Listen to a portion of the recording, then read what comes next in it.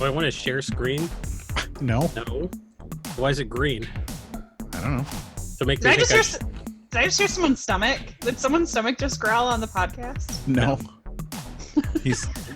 So I'm really glad we're recording this part. This is exciting for me. we both ate, but I got severely Kevin McAllistered. You know, I didn't. I was supposed to go down and make dinner. I was going to grill some burgers, and I realized that we used the propane. We, cannibalized the propane tank and moved it over to our little fire table that we have. Oh, no. So, yeah, we're out of propane. Anyhow. All right. So let's do this podcast thing. Let's do this podcast thing. Hey, everybody. Welcome to another episode. I'm Matt. I'm Mandy. And this is another episode. Thank you guys so much for joining us again as we dip back into the movies that shaped our childhood. And today, Mandy, what are we talking about? Today we are talking about the 1988 Bob Hoskins classic. That's probably the only time you're going to hear that. Who Framed Roger Rabbit? It's Hoskins. Yeah, and he was Mario in the Mario movie. How and dare that's you? true. He was Smee in Hook. Yes. As well. Yes. So, but I I our wouldn't. second Hoskins film we've done. I know. Crazy. And the chick that plays Dolores is from Don't Tell Mom the Babysitter's Dead. Oh, Oh, okay. Yeah. She was on 6 Feet Under. I realized I was looking at her face. I was like, where do I know her face from? Well, and she's like Margaret she Chenoweth. plays. Yeah, she plays like the psychologist or whatever. Super sexy for an old lady. The last movie we had you on for, High Fidelity, you talked about 6 Feet Under. It must have had some other connection to. Maybe it did, and I just wedged it in. I get Alan Ball sends me like $50 every time I remind people. Sure. All right, good deal. I'm so sick of hearing about The Sopranos.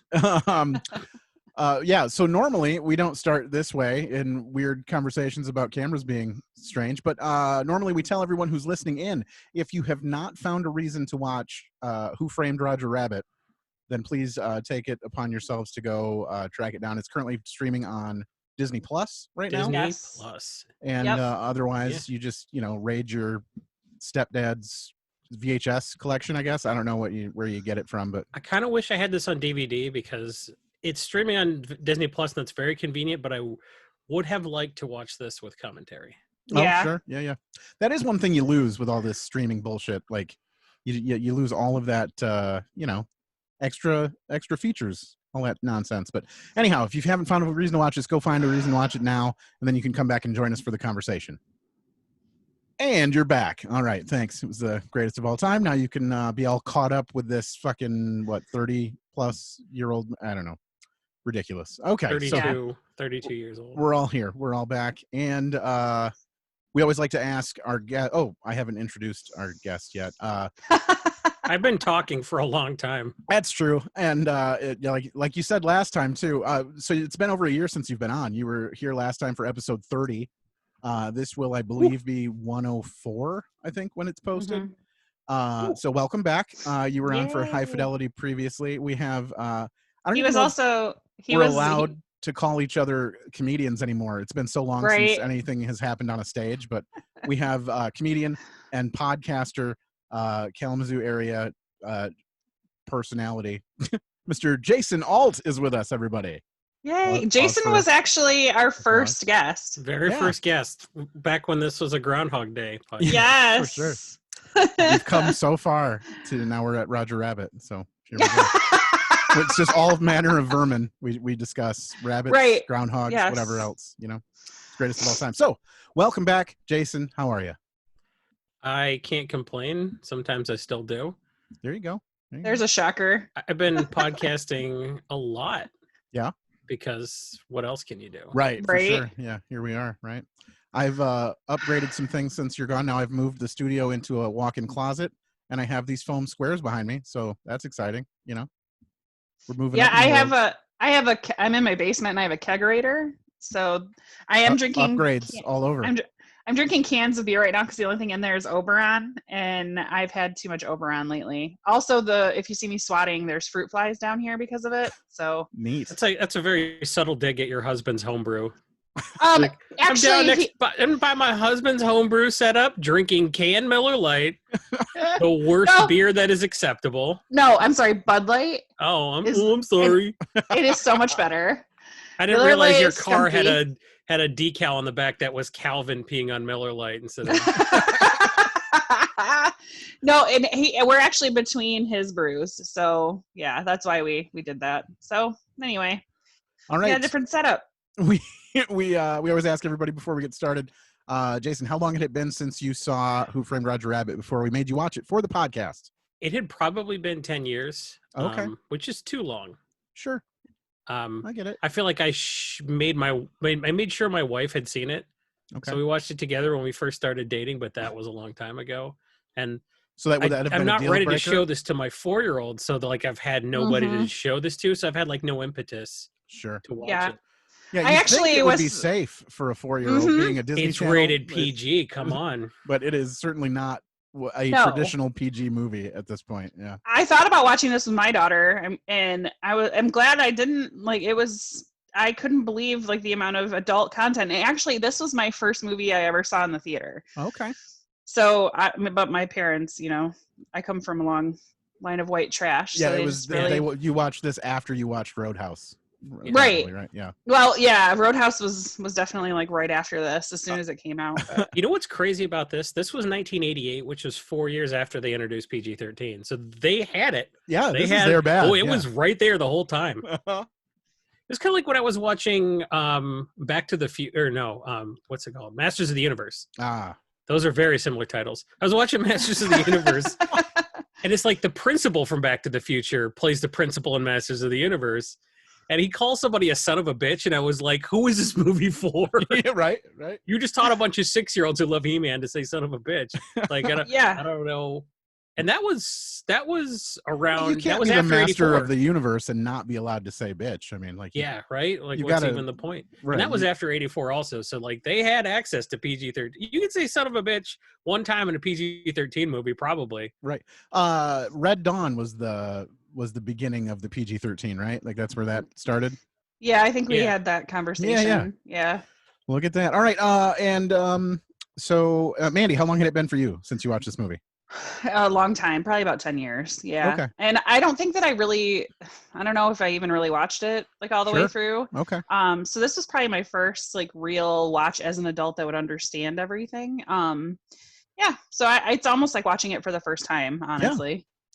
I remember it's been damn near 20 years probably for me since it's been a long time since I watched this movie with the intent of watching this movie. You know, like it just wasn't on in the room type of thing. Exactly. I remember having some of the toys from the film, whether they were the McDonald's toys spin-offs or the the actual bendy posable toys and stuff like that. I had a few of those floating around, and it's funny because my wife had a bin of McDonald's toys that she had when she was a child that were at her parents' house, and they did that traditional sort of like, you've left the house, now take all your shit eventually, you know. And they gave her this like carton of shit, and in it were these toys. And going through these little knick-knack toys from McDonald's, I'm like, oh my god, I've totally I remember these. And it was such a mind blow to be like, I played with every single one of these at some point in my life. Absolutely. But yeah, there's a lot of Roger Rabbit and a lot of like just all the Disney shit. Like, you know, Pocahontas toys no one cared about. I had like the Fraggle Rock ones, you know, like the little cars. Yeah. Fun stuff. All right. So go ahead. Well, Jason, we sort of gave you the reins on this one and sort of were like, this was kind of your suggestion. You know, this was like, if you haven't done this movie yet, you know, give me a call. Which I was surprised because I thought you would have for sure picked Mighty Ducks because that's out on Disney now. That was on Disney Plus also. You know, yeah. So what about maybe Mighty Ducks 2, because that was the movie that taught me racism as a kid. Sure. Yeah. Well, what about this movie? Was it made you make that call? Like you called dibs on this one. I grew up on this movie. I'm a little surprised, but I guess I'm not that surprised because I feel like any comic that's 10 years younger than me probably will not have been exposed to this movie. I probably saw it when I was like 5 or 6. Okay. The first time my dad had taped it off of television, and like using his video camera. Like recorded it from television, so he hit pause during the commercials. So it was like this tape, this just blank tape from the store. Was it just like a weird, like a high 8 camera type shit where it was like, like dubbed into the camera, like camcorder? Well, no, like the camcorder had its own tape, so you record it on the camcorder, and then you would record it onto a tape later. Oh, I thought your dad was like videotaping the television. Yeah, like pointing it toward the screen. I'm like, do you hear your mom like, Jason, do you want any popcorn? You hear him like cough, and it's like watching a bootleg. No, that's what I was thinking. That's why I laughed so hard. That's use totally the auxiliary input from the video camera and plugged it into the VCR, so it just ran tape to tape, and then he recorded it. He did the reverse and put it on a blank tape, which it was I assume was kind of crafty at the time. You know, was that a regular occurrence for you guys? Did you do a lot of occurrence to do dubbing? that, and also to get a tape from Blockbuster and use the camcorder to copy. It wouldn't surprise me if my dad's like, yeah, I used to like do the wax pressings of records back in the day where they would like pour wax all over a record and just pull it up and then make the mold re-pour. Of it. Yeah. Oh my God, that is awesome. It wouldn't surprise me if he got up to that sort of nonsense. So yeah, he was very technologically capable of recording stuff either from Blockbuster or from TV. So we are legally obligated to say that piracy is not a victimless crime, though. At this point. Yeah, but the statute of limitations has lapsed on that. I don't think the FBI is going to come for my dad for one copy of Who Framed Roger Rabbit. And that didn't happen at my house because my parents never had a camcorder because they didn't care about because they were like $3,500 in today's money. Yeah, right. Ridiculous. Yeah. Did you ever go VCR to VCR? For sure. Yeah. And not only that, but I would that sounds like a weird sex move at this point. Like I would take the kids I know, right? Nowadays are like, what's VCR stand for? Jesus. Damn, baby, that's a nice auxiliary input. I would put like masking tape over a movie, like in the little square, like you weren't supposed to be able to record over them, and I would do that also. So like I would record over like movies that were shit. Yeah, they're you found out a way to measure. Spend $29 on a blank tape. You did it. They're like, this will stop everyone. We'll just remove this tab. Like no one can figure out how to tape over some shit. Well, like early in buying tapes for like home consumption, movies were like $70 because like we don't want people going to the theater, not going to the theater, so we're gonna make and then Top Gun was like $35 or $40, and everyone's like, I can't believe Top Gun's only $40. Yeah, and that's why it was such a huge movie a second time, because it was huge in theaters, but then it got huge on home video. Like everybody had a copy of Top Gun because it was like the first affordable tape. Yeah, sure. Because they were like, that is so interesting. $70 in today's money or something stupid. Like, well, I remember them being like, people talking about them being like, a VCR was like $800-900, and then a cassette tape was like $125 to purchase an at-home copy. But like, was that ever the case with like DVDs? Did DVDs see a huge uptick, or were they always kind of that like $20 to $25 ish? They were always priced to be a little bit more than VHS tapes because they sold them concurrently for like 5-6 years. Yeah, where it was like you can get both. Sort of the way they like phased out tapes and then phased in Blu-rays. You can still buy DVDs and Blu-rays at the same time now. Sure. So DVDs were like $5 more than a VHS tape or something like that. Yeah. And they're doing that now with in the age of COVID. They're doing the rentals now, like the first run film rentals, and those are kind of stuck at that like $20 mark, but you get like 48 hours to watch it, and then you fucking throw your money away. Which I honestly would be willing to do that if they started releasing that at a regular basis. I think I always told myself I would not. I would not pay $20 for a one-time watch in my own house. But here we are, you know. Then I remembered how much money it is to go to the movies. Right. Yeah, 100%. Have you done any of those rentals at all since we got in the lockdown, Jason? No, there's nothing I've paid like the full price. There's a few where they're sort of like, well, we put Upward or whatever, the new Pixar. Yeah. They just threw that on Disney Plus, and I was like, cool. Sure. Oh, you know what? No, I lied. We bought Sonic the Hedgehog. Okay. Oh, okay. We paid $20 for Sonic the Hedgehog, and my daughter's seen it probably 50 cents a viewing at this point. So we got our money's worth there. There you go. Yeah, that's awesome. Yeah, we rented Trolls for Kate, and then we ended up having to buy it, so we had to pay, twice. But whatever. Yeah, we did Trolls, The Hunt, and The Invisible Man. We've rented so far that way, which I don't know that I could recommend any of them, honestly, at this point. So here we are. And I noticed you haven't watched the movie since. So right. Here's these 3 bad movies, and for whatever reason, we stopped doing it. Well, we tried to make it a big deal. Like we put up our projector and the screen and the whole shot. We're like, if we're going to pretend this is a movie theater, we're going to go all out. and it just, I mean, it was fun. You know, it was worth the $20 just to spend time doing something in the house with with the family together. But you know, I don't know that I'd watch those movies again. But. I would watch Sonic the Hedgehog again. Okay. Yeah. That's that Jim Carrey is the bad guy. Mm-hmm. Yeah. And Cyclops is in it. Yeah. It was like James Marsden's first role in 25 years where he's not getting cheated on. It's brutal. Got a brutal career. Like The Notebook, X-Men, Superman Returns is like nobody. That's a good looking guy, and women are just like, I could do better than James Marsden. No, he's like, why? He's in Dead to Me, the Netflix original series, which is amazing. They're gonna have the third, and he actually plays two people because he plays his own twin brother, which Christina Applegate and Linda Cardellini. Yes. Yeah, that show's so fantastic. Good. I really like it. Yeah, so he has to play like two different personalities. One guy is a huge douchebag and the other guy is like super nice. So that's interesting. A masseur. Yeah. Well, no, a masseur. He's a chiropractor.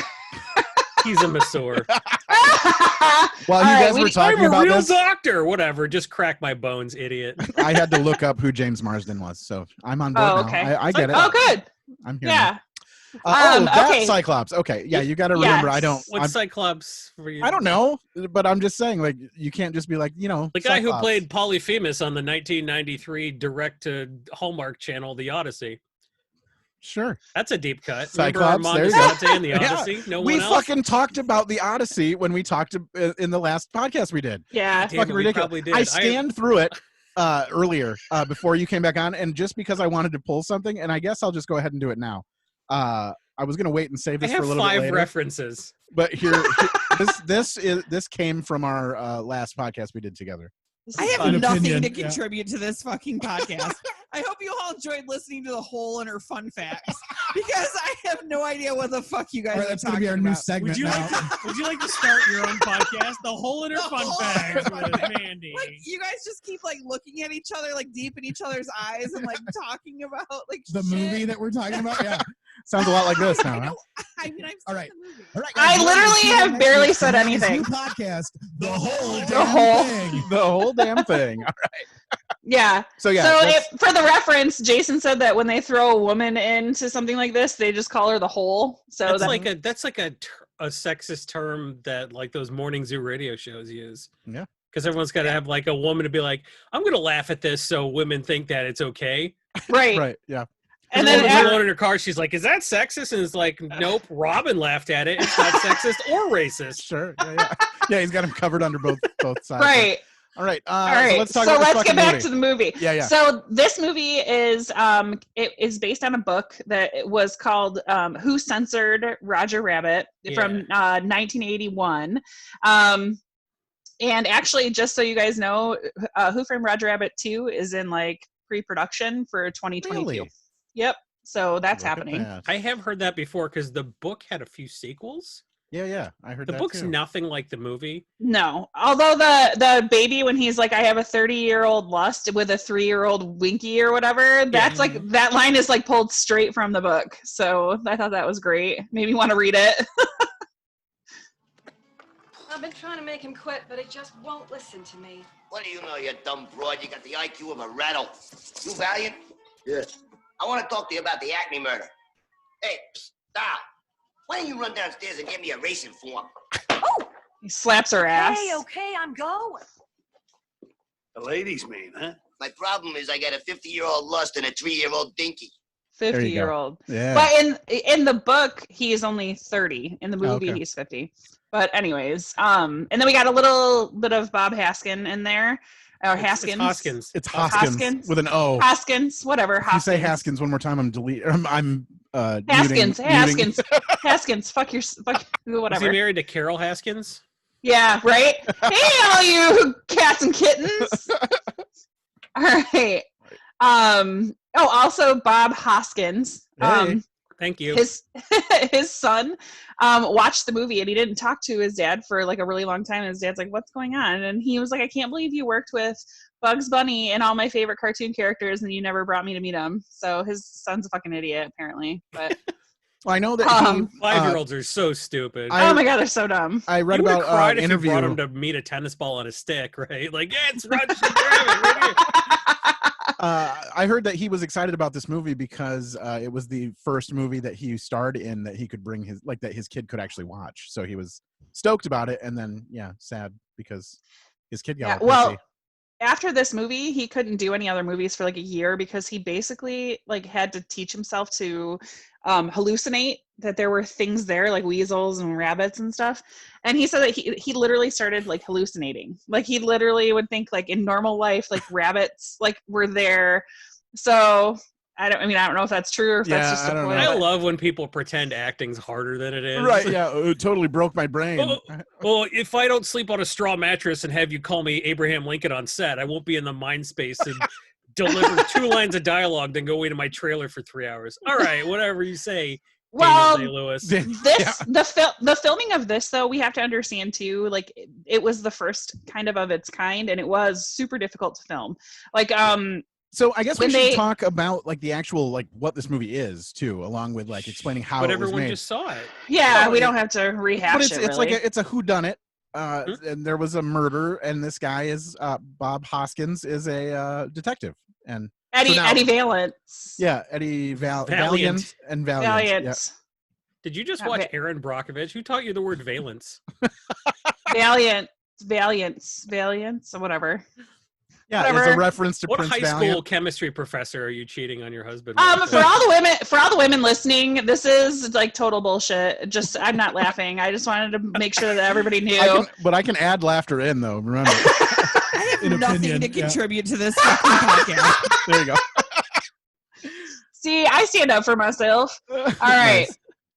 But you said you were saying though it was the first of its kind. So yeah, like even when he's like driving like into Toontown, mm-hmm. like all of the different layers of like shit that they had to draw up for that, it was 8 feet tall. Like that's just so much work. And nowadays, like they don't have to do anything. So the filming is. They did a lot of rotoscoping too. This pioneered. Your mom does a lot of rotoscoping. Oh! I don't even know what that is. So if you can explain, I'm sure none of the people listening do either. Well, it's a post-production technique instead of like adding the cartoons in real time or whatever. They just add it over the film versus I think it's kind of what they did to Tron where they hand painted all the stuff. Well, it's because it's so like they just need line of sight and stuff. So that's why they'll put in like, just shit to look at. And as long as you're looking at that, then they'll draw in everything to kind of fit with it. In fact, it's really Jessica funny. Rabbit, go ahead. Yeah. Oh, Jessica Rabbit wasn't even finalized during the filming, and they had no clue what she was going to look like. And it turns out she was a lot more buxom than they thought she was going to be. So, because they had a real actress interacting with people. Like when she touches Marvin Acme's face, her hand looks much bigger than normal because it's like a regular actress's hand. Nice. And then they rotoscoped. It's actually a man.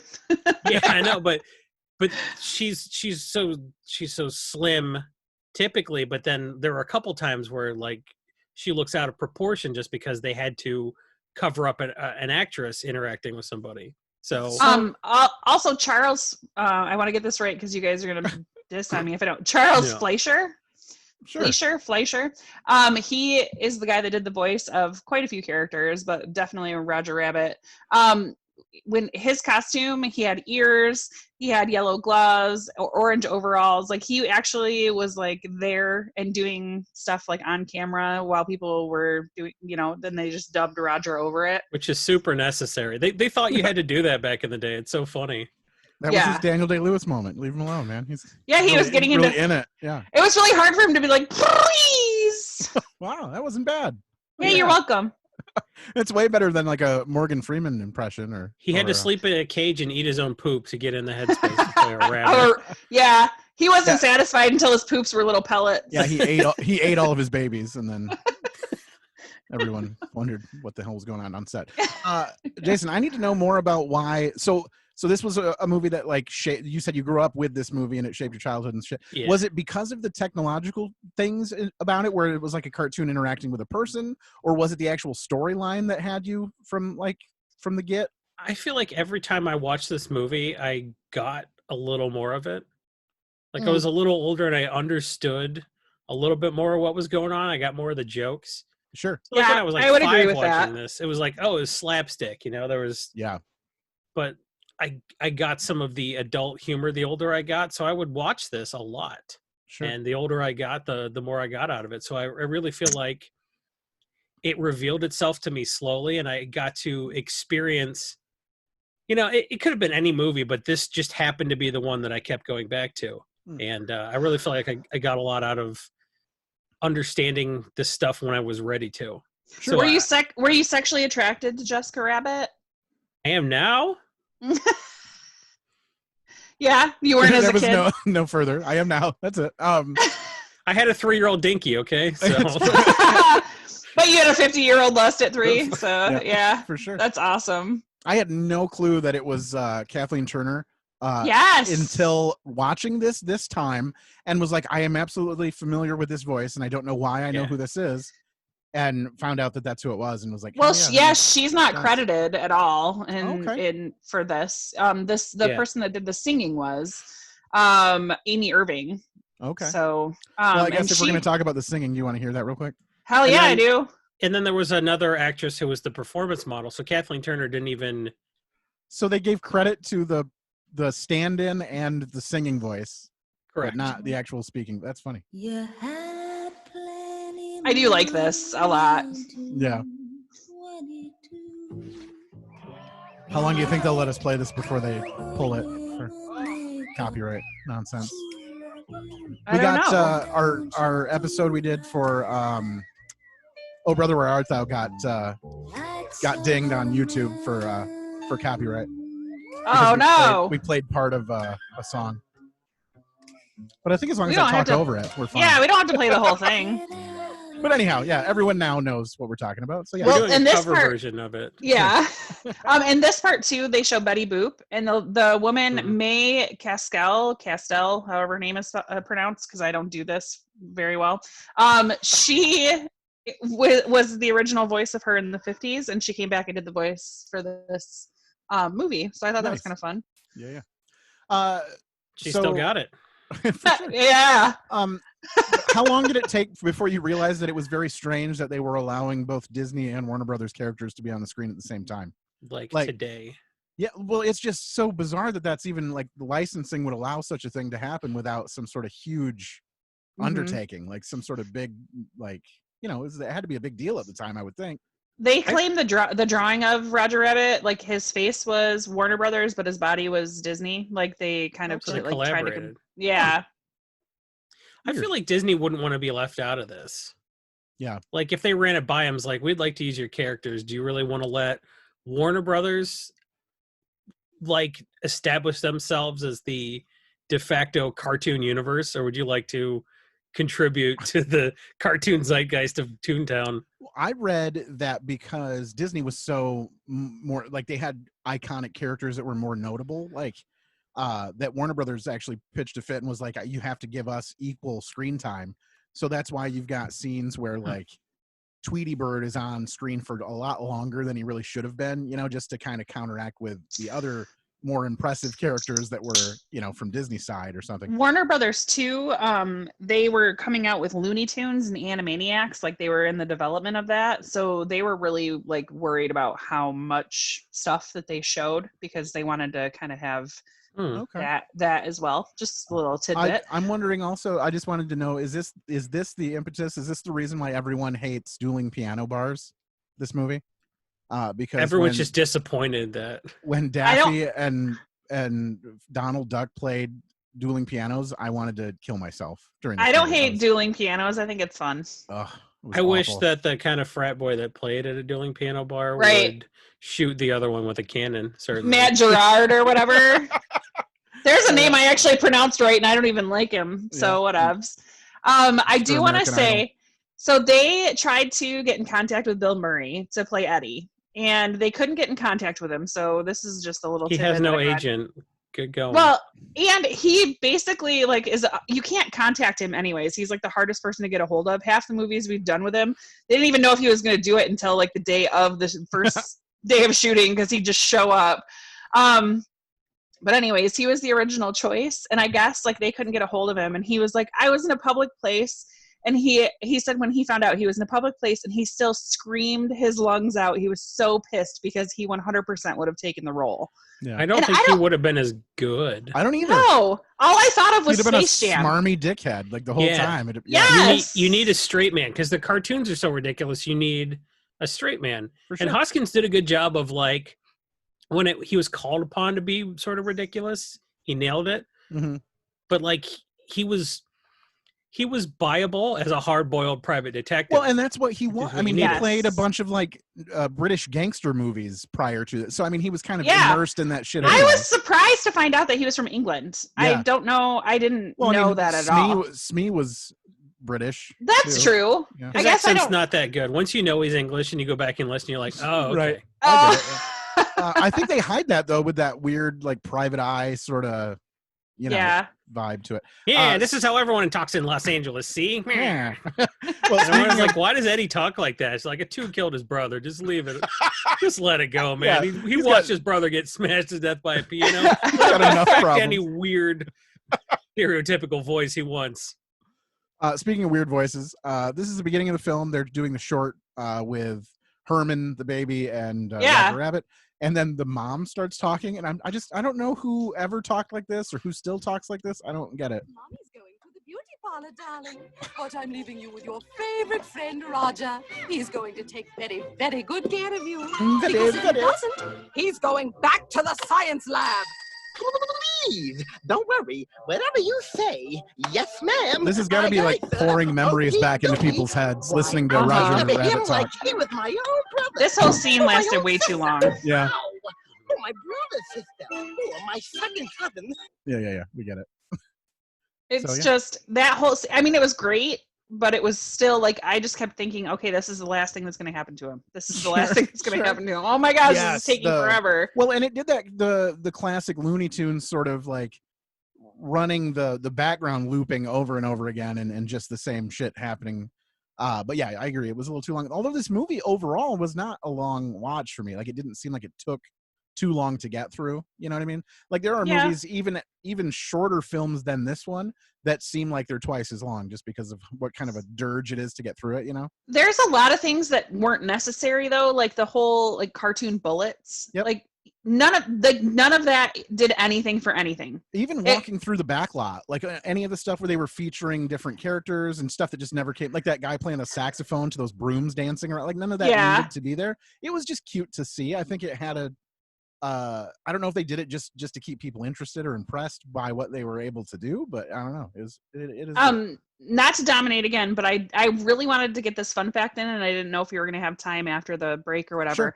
Sure. So when Eddie takes Roger like back into the back room, and it cuts to cut the handcuffs, and the lamp on the ceiling gets hit, and like and it bumps back and forth. They had to like perfect like the shadows of Roger on the wall. Okay. And it was super difficult, and it wasn't even something that anyone would normally notice. I think you'd notice if they did a bad job. Yeah, right. So that became a saying in Disney. They called it "bump the lamp." It's a term that they use to refer to going like the extra mile to make something seem more real, even if people aren't going to notice. So I thought they that didn't was need to do that. Like there was no reason they had to do any of that sort of stuff. But when they interact, when Roger interacts with the real world, that's what really brings you into the film. And I appreciate the fact that they had to do that. I'm sure it took forever to get all that shit right. There's a scene at one point when I think Roger's wearing a hat or something, and it like bounces off of his head a couple of times, and the shadow behind him also had to do the same thing. And it's just why go through all the trouble to do that? But I mean, that's why they're getting paid to do what they do, I guess. How did you guys feel about Christopher Lloyd and his character, and whether or not he did a good job? He's perfect Loved in everything he's in. Oh yeah. Absolutely loved it. I thought he was horrifying. Like just the Did this scare the shit? Oh my god! When he puts the boot in the dip, like I cried my eyes out as a kid. Like I thought that was so horrible. Yeah. And then they show it like melting, basically. Yep. Like why is no one helping me? Like that as a kid was horrible. Unnecessarily like brutal for that. Very. Like he didn't do anything wrong. Like it would have been better if he had done something wrong or had been otherwise a problem, and then he'd been like, see, this is what we do with problems around here, and then just dump it in, Absolutely. But yeah. he was an absolute villain. It's so funny.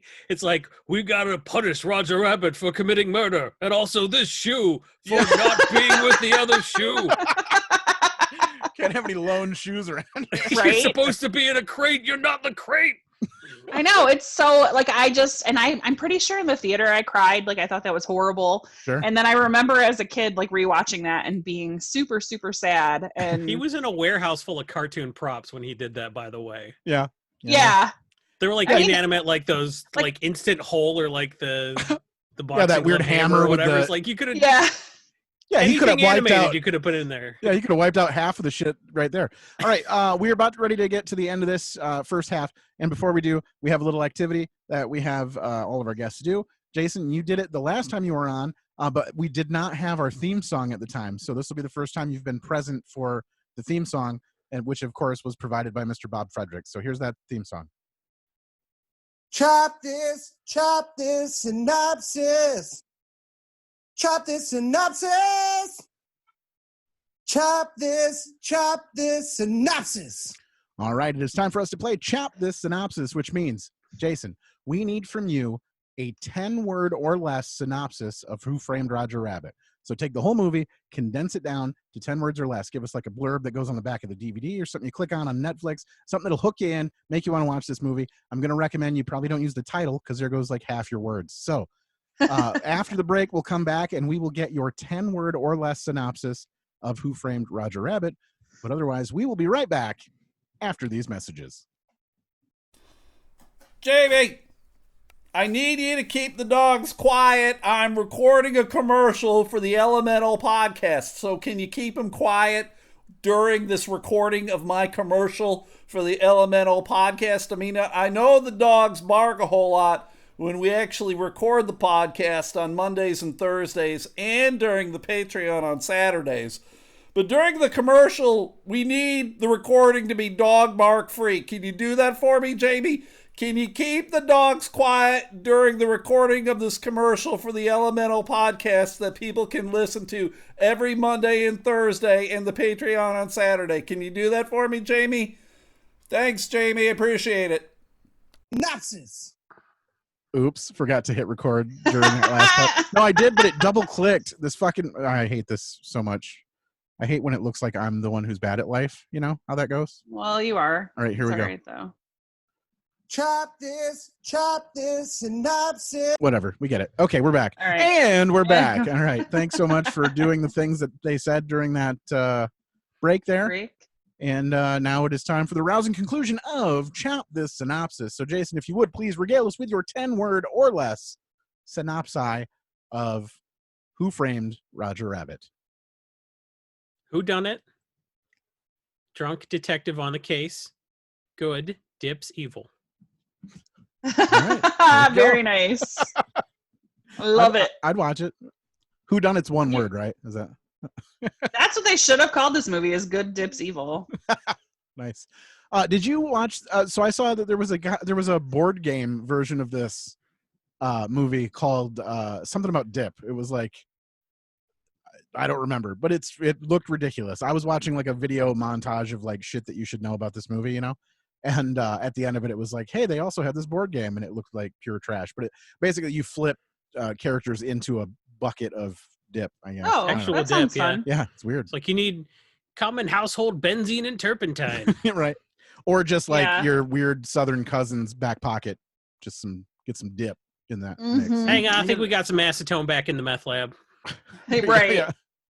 Either way, All right. You're not far from dip, no matter what. Okay. Well, we talked about Judge Doom.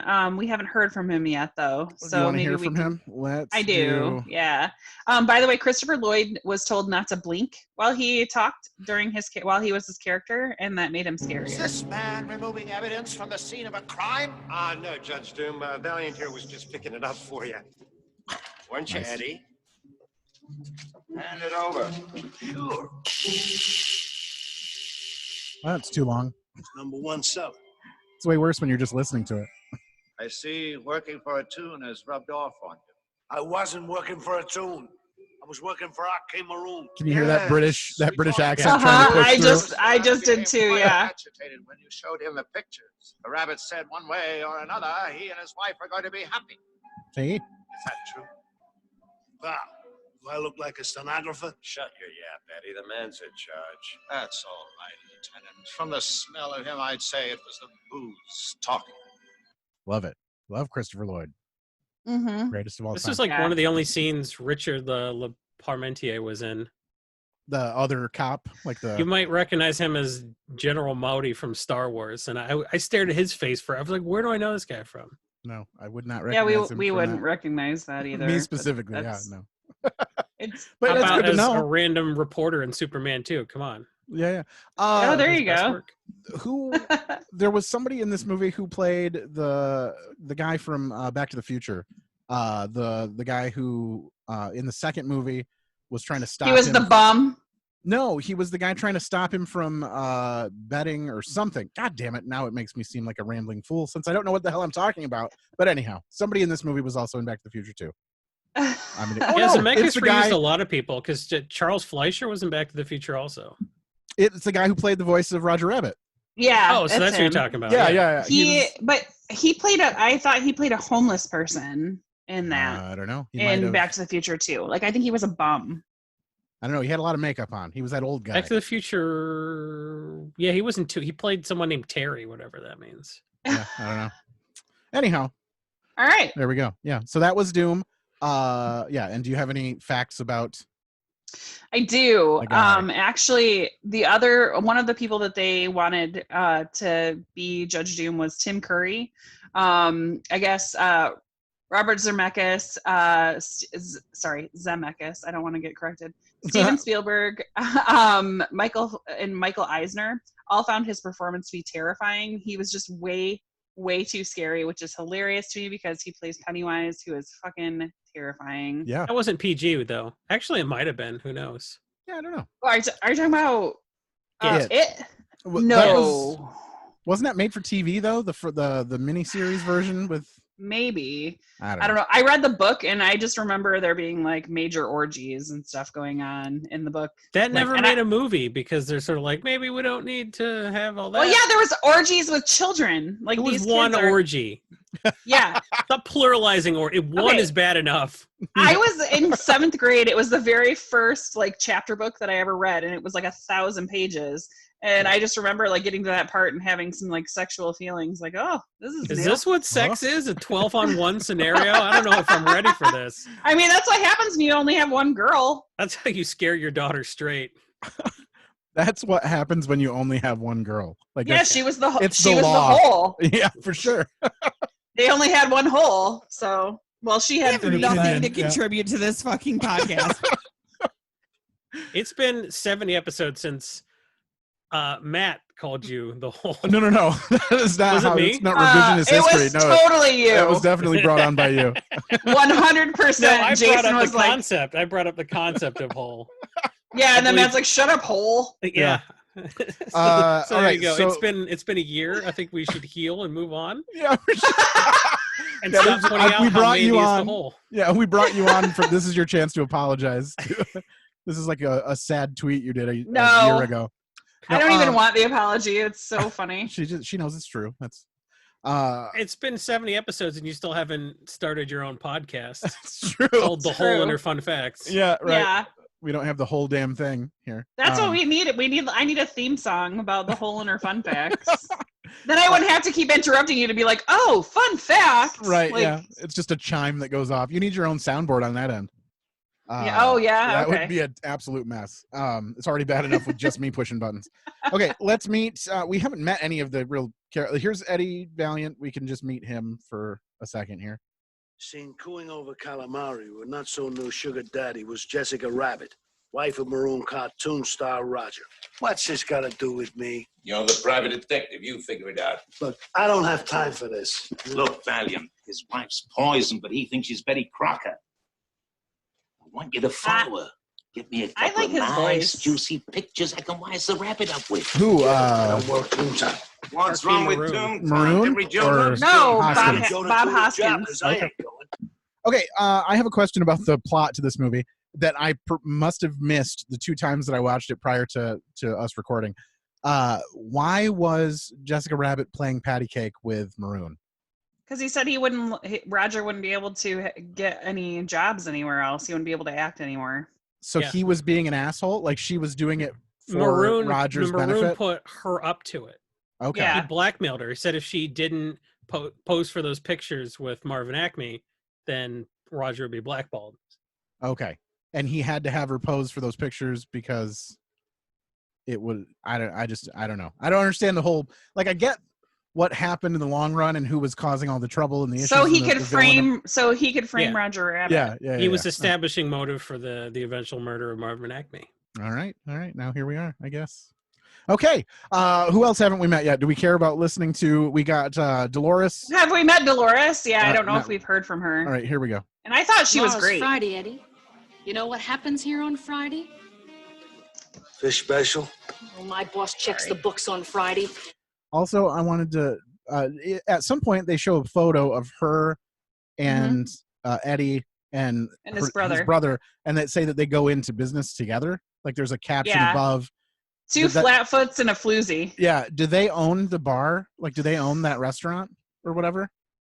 I'm assuming they all did at one point, and then That she just doesn't now, or is she referring to herself as the boss who has to check the books later? I just didn't get that. I don't know. Maybe I think maybe she had to take a job as a waitress because everybody's life kind of fell apart. So that's not the place that they had purchased altogether, I guess, or whatever, the business they started.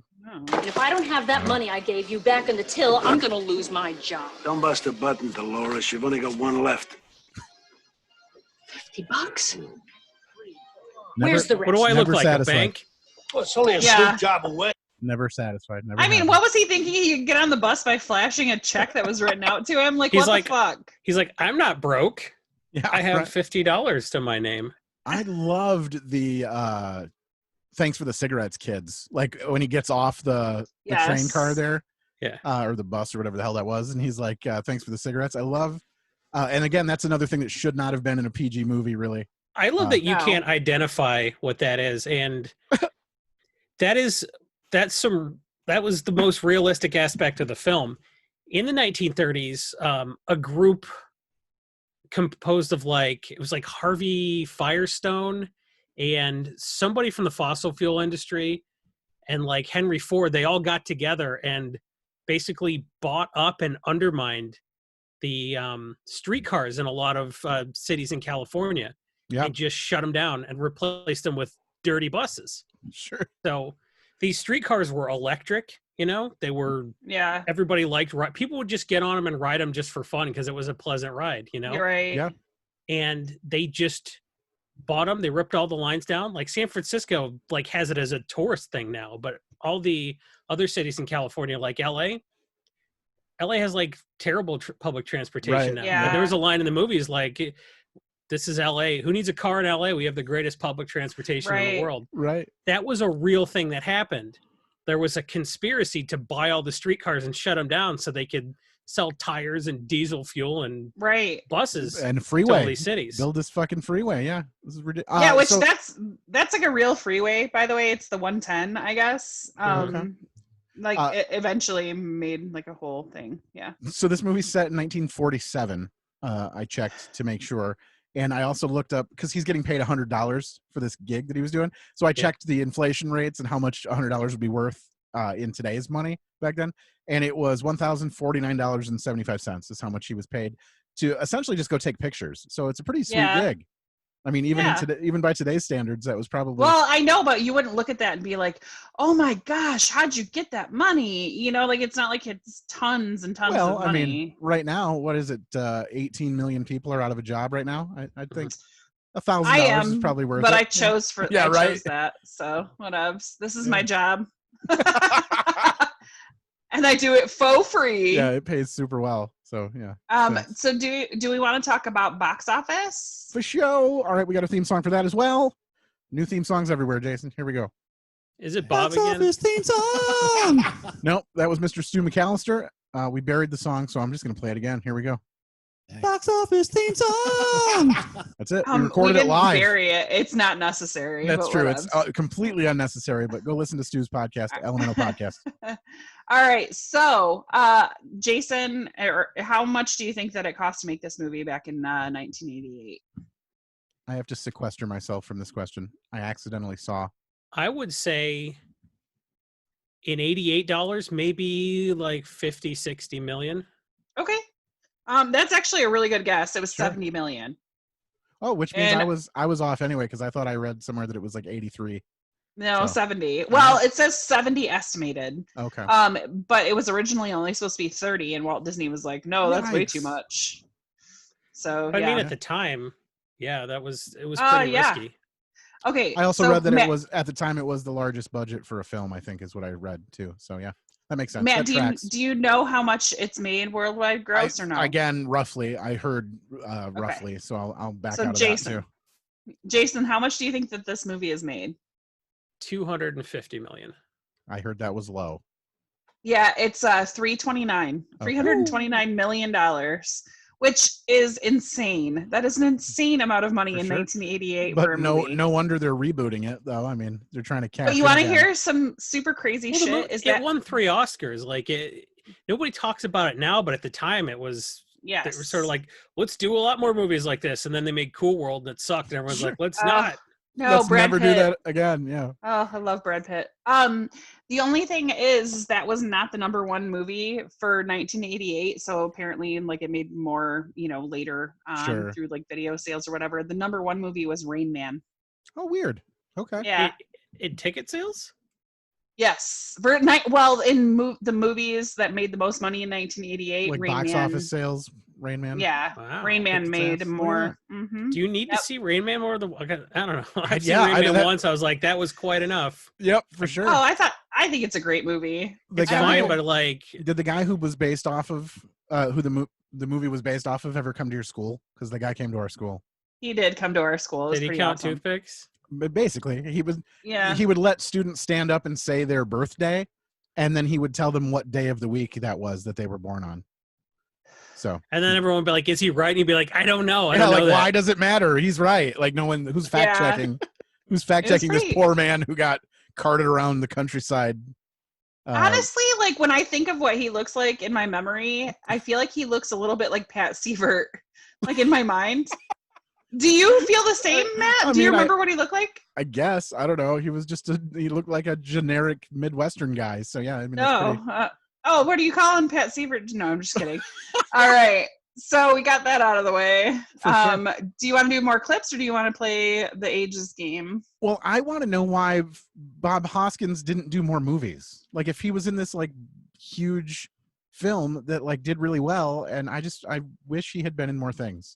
He was hallucinating. That's true. Hello. I guess he broke his brain, but what an excuse, man. He made the Mario Brothers movie, and everyone's like, do we need this guy? If that's causing fucking hallucination. Shut up. I love that movie. Oh, Jesus. So I honestly, basically, like Dennis Hopper played the same character in Waterworld, and I love John Leguizamo. Like he's one of my favorite people ever. So For sure. Well, he made stuff. about 2 movies a year after this movie, Okay.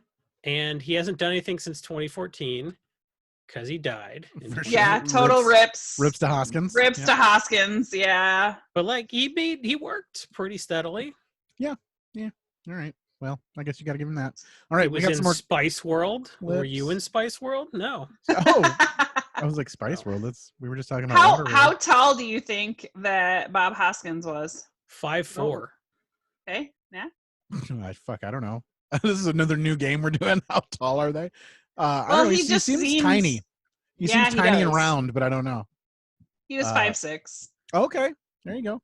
Which I don't remember how tall Michael J. Fox was, but I feel like it was like around that. You want to know what's real weird? The lady who played the fake Jessica Rabbit toward the end of the movie, I forget what her name was. The one he confused as Jessica Rabbit. She was just that weird Yeah. lady who kept trying to kiss him. A man.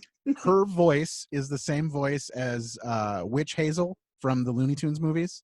I don't Uh-huh. know if you ever. She's the witch that carried around the broom. She was in Yeah. the 50s Halloween special with Huey, Dewey, and Louie. Yeah. They kept fucking with Donald Duck. She was in a bunch of the Donald Duck Halloween stuff. But she did the voice of that woman, and I only looked her up because I knew that voice. I'm like, I have to know why I know this voice.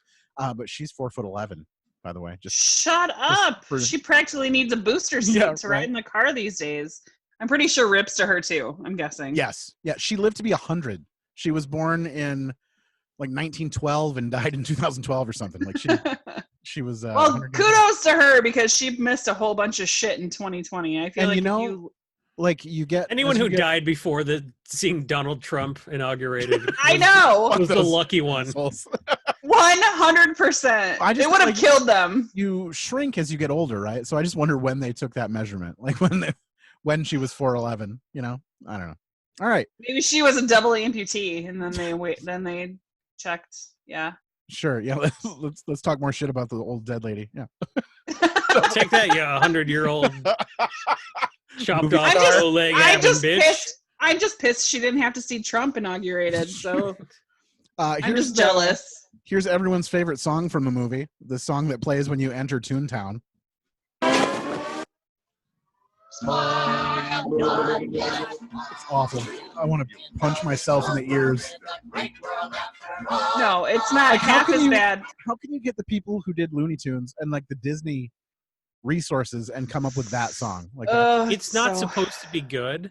It's supposed to be like a culture shock because nothing goes right when he goes to Toontown. He doesn't want to be there. Sure. It's like it's a guy who was traumatized by watching his brother murdered by a toon. It's like, well, why don't you go where they all hang out? Like nobody wants to. He had to drink all day to get up the courage to go to Toontown. He's like, all right, I'm going to get my ridiculous cartoon gun. Loved the bullets, by the way. I know they were totally unnecessary, but I absolutely love the bullets. And then he's like, all right, let's go to. It's supposed to suck because you're supposed to be like, man, he does not want to be here. For sure. Yeah, like it's just a slap in the face. It was a good song. He's like, oh, I forgot why I stopped coming here. Oh, right, the piano. But like, everything sucks about Toontown. For sure. That was not even the bad thing. The bad sound was the voice of fucking Judge Doom when he's like, yeah, my voice, and I talked. I killed your brother. Yeah, exactly.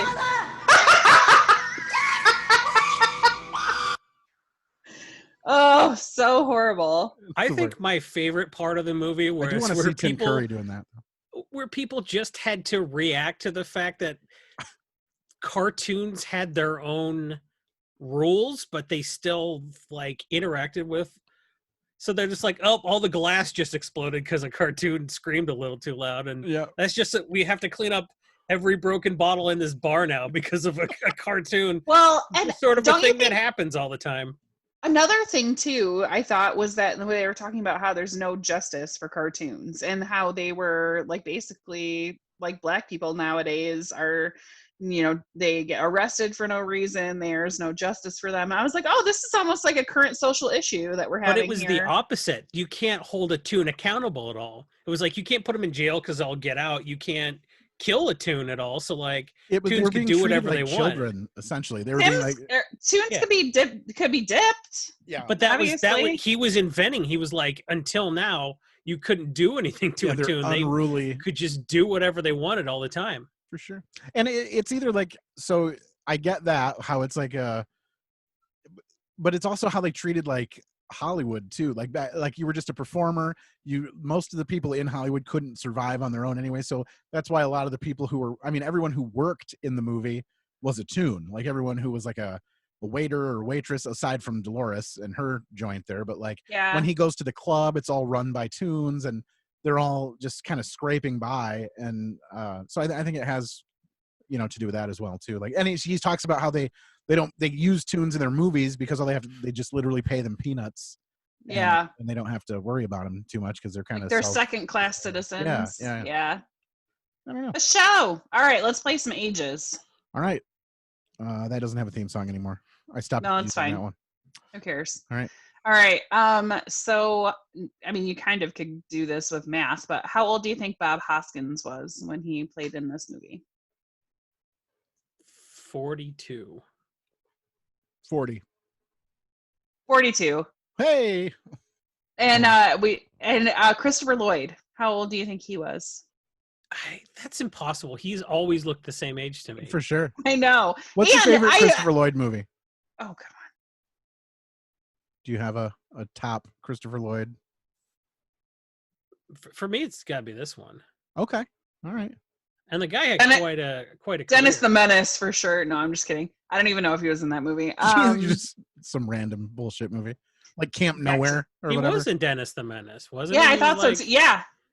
He was like the homeless guy. Yes. Yeah, I was pretty sure he was in the movie. No, Wasn't he in that movie Camp Nowhere? Yeah. I liked that movie. He was in Camp Nowhere. He was. I feel like he was in something else that I enjoyed him in. He was in Angels in the Outfield or something, or maybe the second one. Yeah. No, you thinking Addams Family, Mandy? Because he was Fester. Yes, he was Fester. Yes, yes, that is by far my favorite. Thank you. We just watched that the other day. Nice. So yes, and I was like, I know I saw Christopher Lloyd. Yeah, and both 1 and 2, I thought he did awesome. I thought he has been dead for years. By the way, Every time he pops up on the scene somewhere, I'm like, this man has been dead for decades. I was like looking him up for this, and I was like, oh, we got to figure out, rips to Christopher Lloyd. And I think I did the same thing when we did Back to the Future, and I was like, oh my God, he's still alive. Sure. So like, he had like, I don't know if they dyed his hair for Back to the Future. I've just always seen him as like just so much older than everybody else. Sure, yeah. So when Michael J. Fox was like in his 20s or 30s, I thought he was like in his 50s, and that was in the 80s. Yep. So is he 80 now? So I don't. If he's younger than 50 when he made Roger Rabbit, I'll be very surprised. Okay. I would think so. I would say give at least him, 50. I would say 40, like 45, mid 40s, somewhere in there. He was 40. Oh shit! 40. Wow. Mm-hmm. Look at that. Well, they did put some weird ass makeup on him too, and sure. You know how obvious. When people don't blink, it just automatically takes 10 years off their. Well, I wasn't basing that on this movie. I was basing it on how old he looked to be in the Back to the Future movies made around the same time. Yeah. All right, and the only other person because there's not very many people. Roger Rabbit. How old was? Joanna Cassidy, who played Dolores. How old do you think she was? 40. Okay. Yeah, it's got to be around that area. That's how old. I imagine they would have paired her with him roughly the same. So I'll stick with that too. Yeah, she was 43. Okay, there you go. Look at that. So I was thinking she didn't look that much older in 6 Feet Under. And I was like, oh, more time has passed between now and 6 Feet Under than was between Roger Rabbit and 6 Feet Under. And now I feel old. Nice. And also, I have to say that Bob Hoskins, like, there was something about him that was good looking to me. Like, if you look at the pictures of him, like when he has glasses on and he looks very sophisticated, he was a good looking guy. Yeah. Even with the extra chub and being short, whatevs. Sure. Here is just another clip for. Oh, speaking of Eddie, we'll listen to his beautiful singing voice here. I love his part. Hate it so much. I hate the weasels. Lazarus came. Come on, you dope. I'm tired as both of watching go insane. I'm trying to imagine Bill Murray doing this.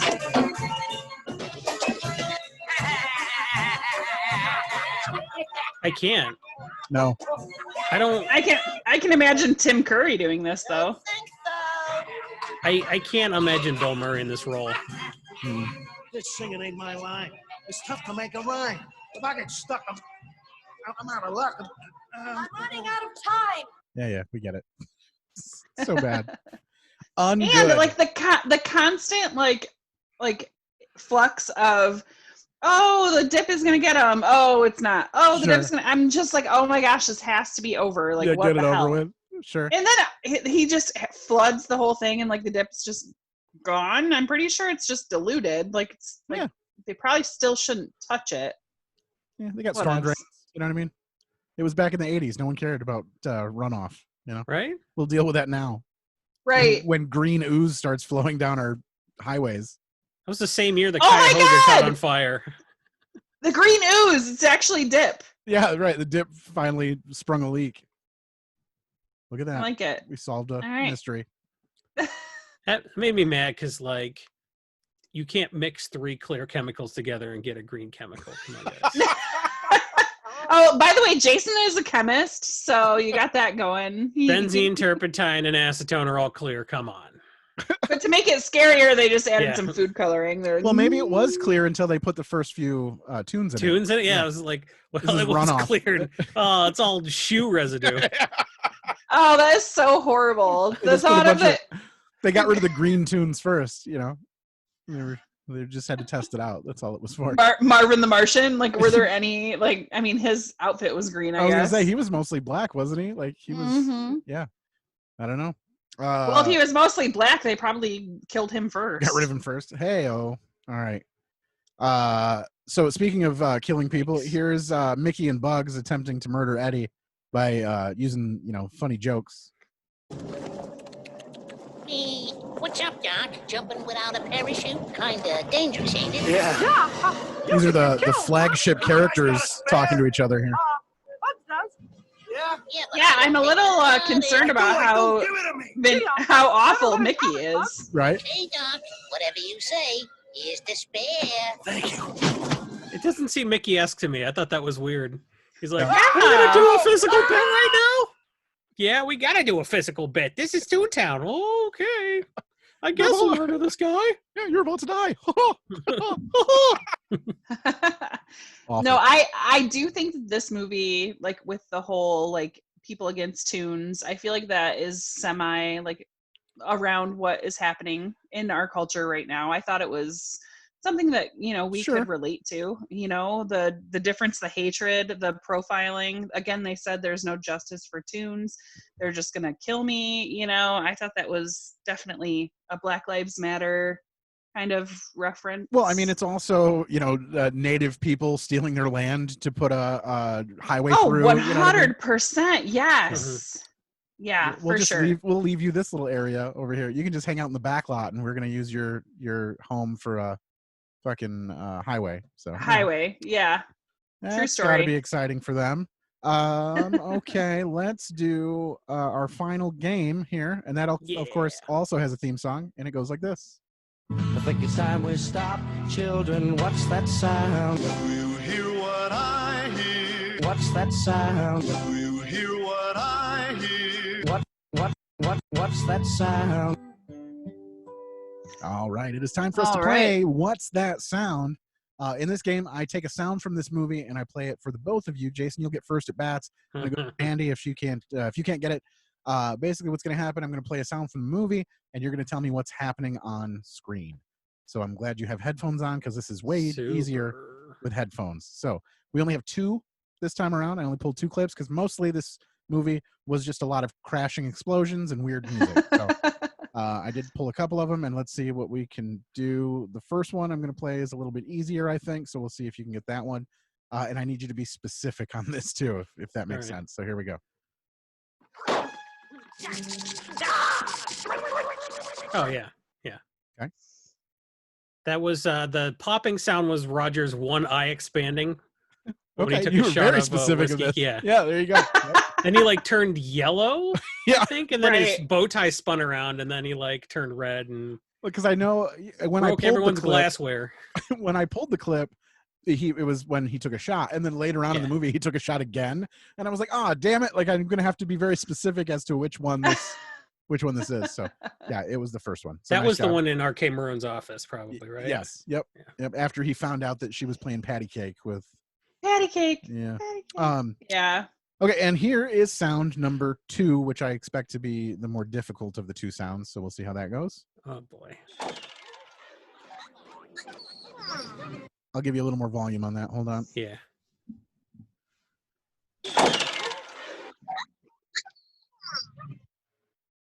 It cut out for me. I don't know if it cut out for Yeah. everybody else. Okay. We'll I try it heard again. the initial boing sound, but all the subsequent stuff. It might sound a little choppy, but I think that's how it actually was in the film. So hold on here.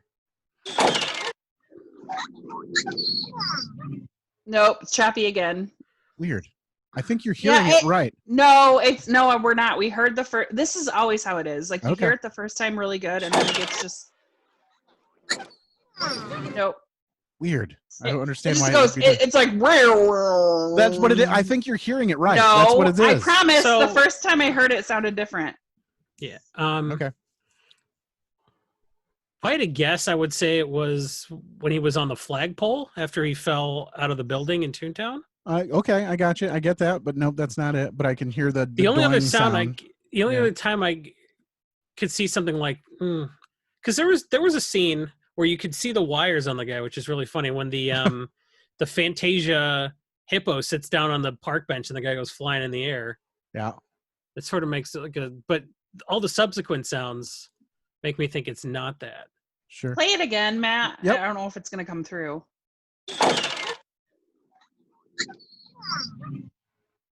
No.